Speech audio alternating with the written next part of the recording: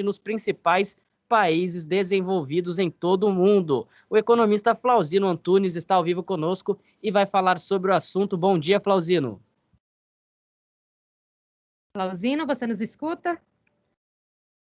Só um minutinho que a gente está com um probleminha no áudio. Bom dia, Bruno. Bom dia, Fernanda. Estão me ouvindo? Sim, agora sim. Você nos ouve bem? Estou ouvindo bem. Ai, que ótimo, então. Seja bem-vindo, Flauzino. E bom dia aos ouvintes que estão aí nos escutando, vendo na internet e tudo mais. Com certeza. Então, hoje eu vou te fazer a primeira pergunta, Flauzino, e hoje a gente vai falar de tripé macroeconômico. Eu já começo te pedindo para você explicar para a gente o que é. A coluna capital de hoje, nós vamos tratar sobre esse assunto, né, do tripé macroeconômico, foi o assunto que a gente levantou na semana passada, né? E é muito bom e importante a gente trazer para o ouvinte o que é o tripé econômico, né? Mas, assim, antes de chegar no tripé econômico, o que levou a essa concepção e a implementação disso foi depois de muito tempo, né, com a política do Plano Real, de que o dólar tinha que ser quase 1 para 1, né, um câmbio fixo, juros altos e um gasto de inflação, gasto fiscal para conter a inflação. Então, a gente vivia naquela época uma hiperinflação, né, que a inflação começava de um jeito num dia e terminava muito maior no final do mesmo dia, né? Então era uma coisa muito louca. Então foi feito o plano real e depois foi se readaptando, né? Porque com um câmbio fixo, né, que você fala assim, o dólar tem que ser sempre R$1. Era o inicial do plano, né? Era muito ruim porque muita gente já sabia, até especuladores, exportadores e tal, que isso aí era uma forma artificial. Então começavam a sangrar o governo, né? O governo tinha que atrair muito mais dólar para dentro do país para poder ficar fazendo leilão para manter o preço sempre na mesma faixa. Então se abriu mão do câmbio fixo e se instituiu o tripé, né? Que seria não também ter um alvo objetivo fixo de inflação, mas tendo metas, né?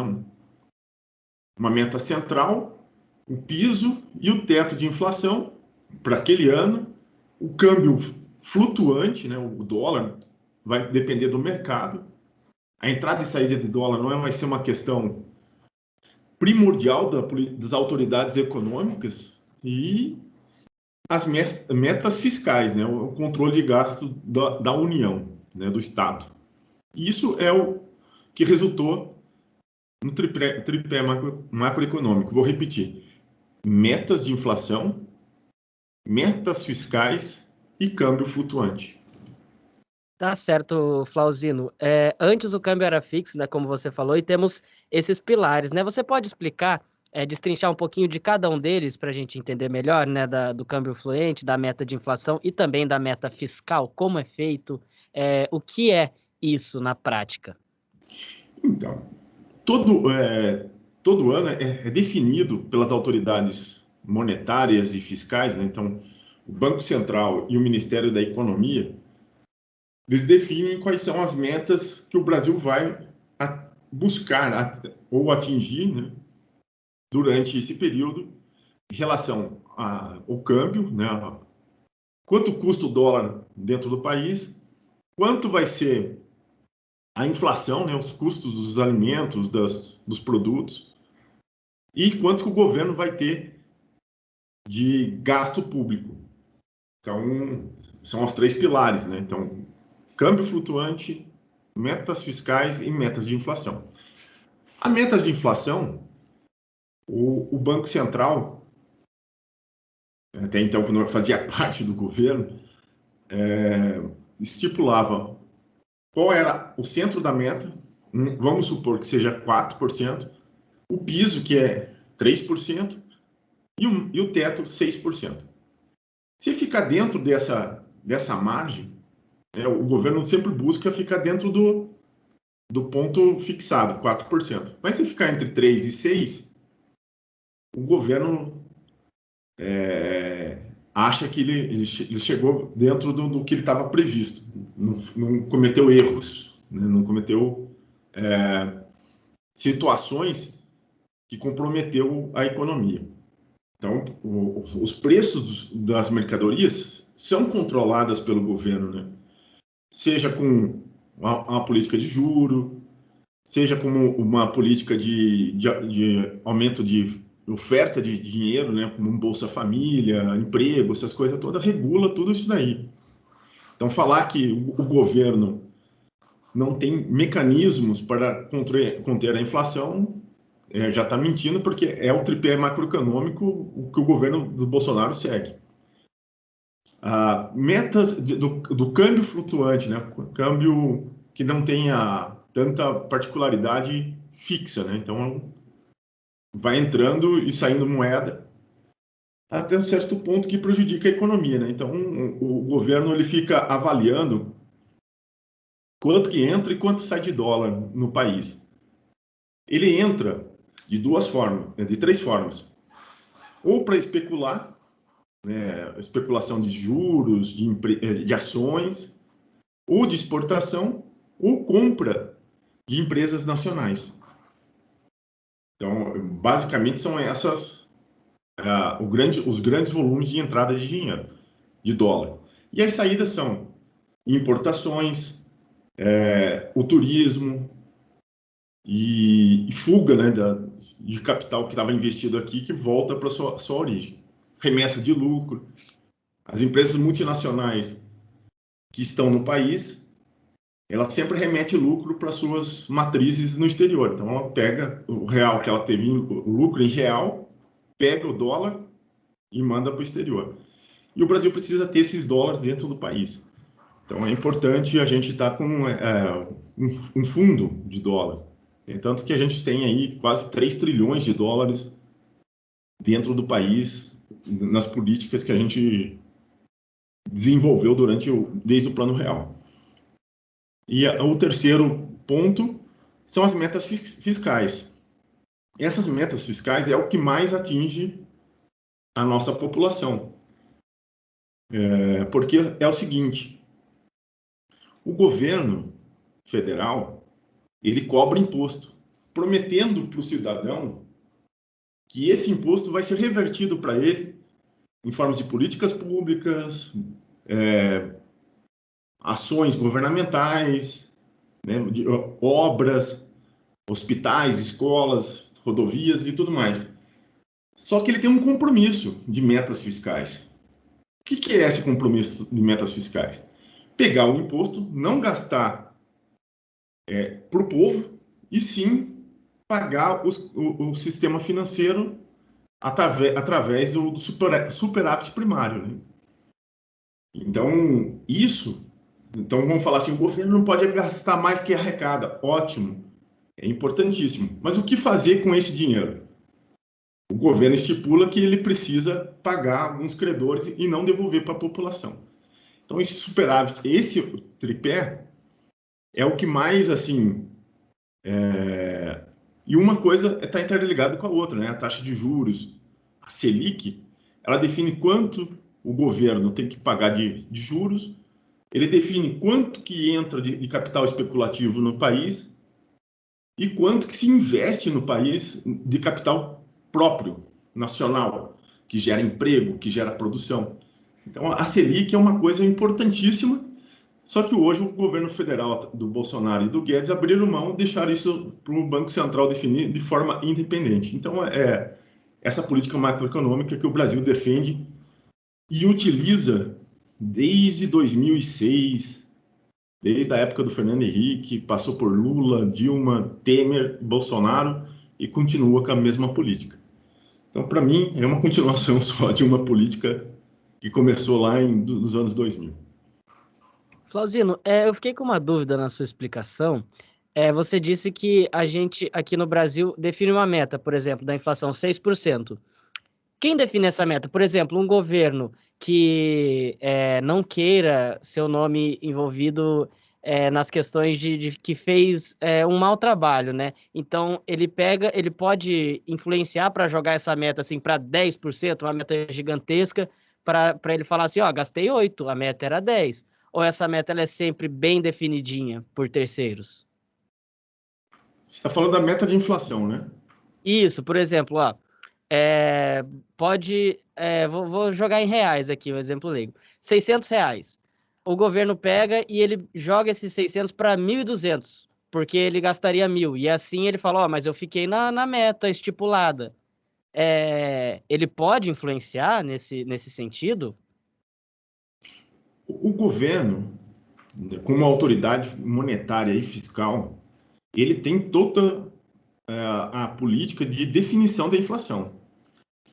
Quem controla isso, especificamente, é o Copom, né, que é o Conselho de Políticas Monetárias do Banco Central. A partir de ano que vem, não vai ter mais o Copom governamental, que pode pensar assim, olha, a inflação é ruim para o povo. A inflação, o que eu comprava a R$ 12 um saco de arroz e agora ele passa 24, isso é ruim. Nenhum governo quer que a inflação suba desse jeito. Então, ele pode influenciar ou do lado monetário, né, tirando muita moeda de circulação, aumentando a taxa de juros, ou fazendo com que aumente a produção do arroz, do produto em si. Né? Ele pode dar incentivo. Né? Vamos dar recursos, investimento, estimular novos estabelecimentos a produzirem arroz. Então, com o aumento da produção, ele abaixa o preço. Isso é a política que o governo pode fazer e deve fazer. Então, e falar que é só o mercado que regula é uma mentira. Né? Então, a gente sabe que tem como fazer isso, só que nós estamos vendo o seguinte, não estamos tendo política porque a gente jogou para o Banco Central todas as atribuições e o governo fala que intervir na economia é uma balela, ele não quer fazer isso, mas tem condições de fazer. Flauzino. E ele vai entrar para a história como um presidente que fez a volta da inflação, por exemplo. Isso não fica legal para nenhum personagem que assume ser presidente da República. Tantas coisas aí que vai marcar. Muitas. Enfim, os historiadores vão ter um trabalho, viu? Enfim, Flauzino, você disse que essa gestão ela foi adotada na década de 90 e há muitos anos que essa gestão é feita aqui no Brasil. Eu queria saber de você por que essa gestão, esse tripé macroeconômico, teria outra gestão que seria outro modelo de gestão que seria mais eficaz? Ou o que precisa ser ajustado mesmo são essas questões que você falou, Banco Central, todas essas questões aí que podem ser resolvidas, mas continuar com esse mesmo modelo de gestão? Boa pergunta. Essa é uma pergunta bem técnica. Tudo depende do que nós queremos para o Brasil, certo? Esse modelo de tripé macroeconômico é utilizado em países desenvolvidos, né, que já não tem problema de saneamento, não tem problema de educação, de emprego. Então, o governo ele faz um controle das políticas monetárias de uma forma mais suave e isso dá resultado. O Brasil é um país em desenvolvimento. É um país que tem muita desigualdade regional. É um país que tem muita desigualdade social.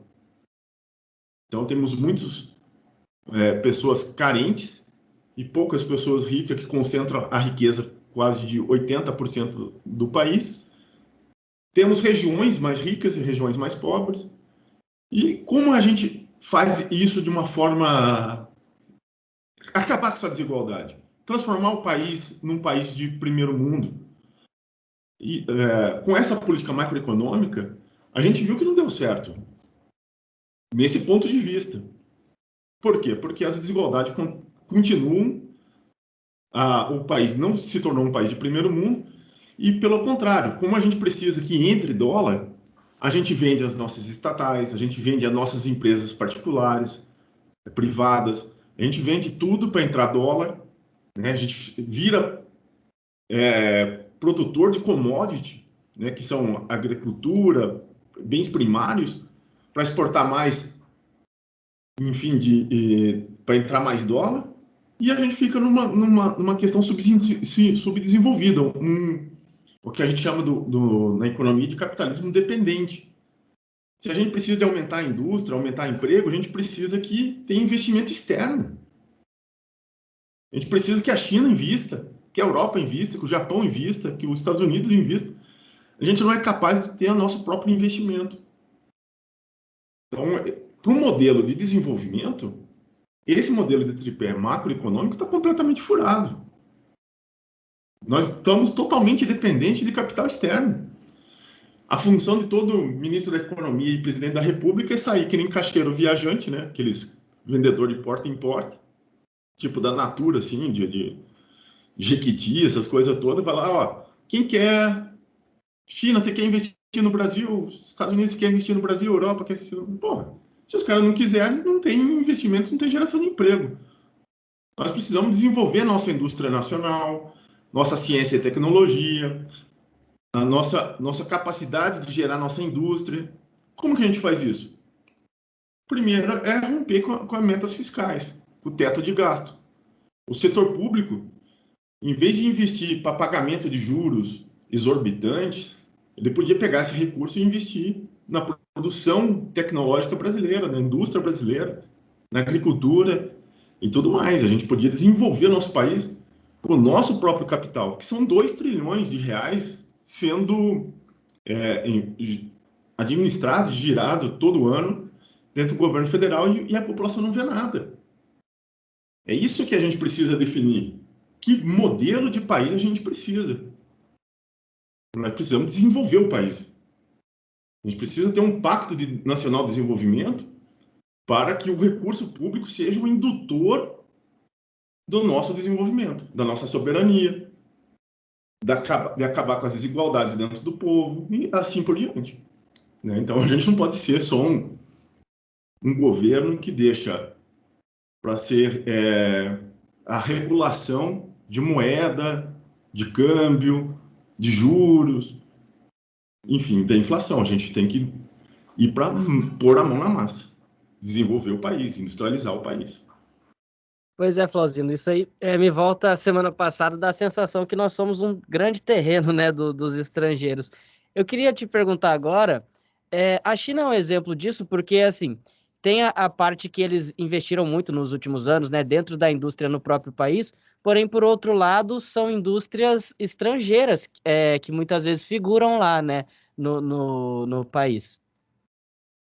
Exatamente. O que eu estou falando aqui, às vezes alguém pode falar, não, mas você não quer que entre capital estrangeiro? Não, não é isso. A gente não precisa ser 100% dependente do capital estrangeiro e 100% do nosso próprio capital. Mas só que a gente tem que ser, no mínimo, 50-50, né? Se entrou 2 trilhões de investimento estrangeiro, tem que ter 2 trilhões de reais de investimento próprio. E foi o que a China fez. Só que a China usou o investimento público, que é um modelo que a gente pode seguir. Vamos supor, no exemplo de carro. Ela tem 5 empresas estatais que produzem carro, mas também tem 5 empresas estrangeiras. Lá tem a BMW, tem a Mercedes, tem a Ford, tem a GM, tem a Renault. Todos eles produzindo lá dentro, competindo com eles. E eles têm 5 marcas japonesas estatais. E por que o Brasil não pode fazer isso? Não, porque a gente adotou outro modelo. Nós adotamos o modelo do tripé macroeconômico que não permite que a gente faça isso. Porque a gente não pode gastar verba estatal para gerar emprego, gerar marcas de carro, de computadores, disso, daquilo outro, de petróleo. A gente tem que privatizar tudo para trazer dólares para dentro do país, que é a concepção do tripé macroeconômico. A China não adotou, valorizou o desenvolvimento nacional e hoje todas as estatais chinesas são uma das maiores e melhores empresas do mundo em todos os setores. Compraram a Pirelli, por exemplo, que é uma italiana famosa de marca de pneu, a maioria acionária é da China. Então, Eles têm um parque produtivo hoje muito grande e provou que o investimento público, se for feito com qualidade, se for feito por um projeto, né, e seja bem aplicado, dá certo. A China é o exemplo disso. Nós temos que pensar nisso, né, Flauzino? Até porque nesse ano aí, entre 2020 e 2021, a Ford fechou as portas. Aqui no Brasil, várias indústrias grandes que antes a gente tinha aqui. Eu acho que nesse sentido, aí a gente fica refém da concorrência, né, Fernando? E Flauzino, por exemplo, a Ford viu que tinha um vizinho com uma oferta melhor, abandonou, né? Não, isso é ser dependente, entendeu? A dependência nos deixa refém disso. Uma hora que a GM, a Ford, fala assim, olha, cansei de brincar aqui com vocês, eu vou ter lucro maior em outro país, eu fecho a minha porta e vou embora. E é simples. Eles podem fazer isso. E tanto que estão fazendo, né? A Mercedes fechou, a Ford fechou, a GM está fechando algumas fábricas, enfim. Porque eles acharam que não vale mais a pena e toca o pau para outro lugar. Nós Vamos saímos embora, perdendo. vamos levantar acampamento aí, vamos embora. Como sempre. E isso é porque eles são dono do capital. E se fechar as fábricas, o Brasil, se fechar todas as fábricas estrangeiras, o Brasil não tem fábrica que produza carro dentro do país.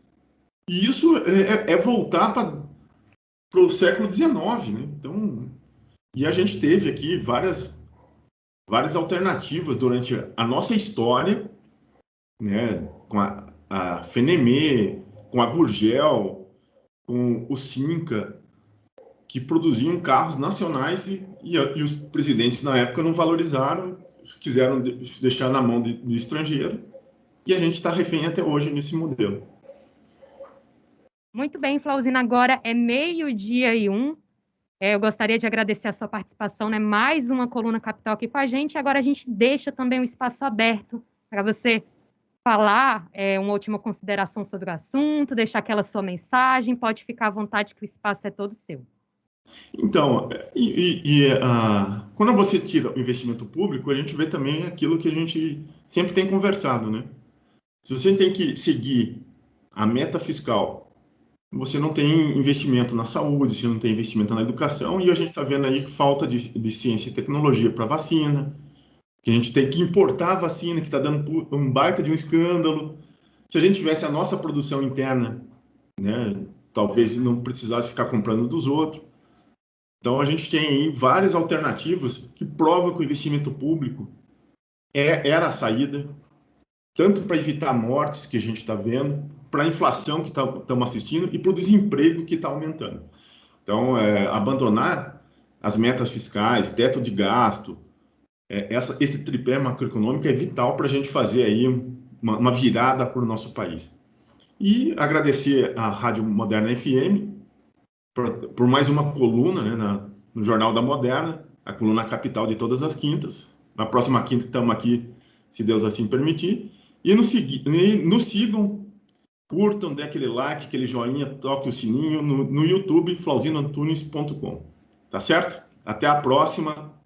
E vamos aí. Uma sugestão a gente falar do Plano Safra também, viu, Bruno? Tá certo, fechado. Então, semana que vem, Plano Safra.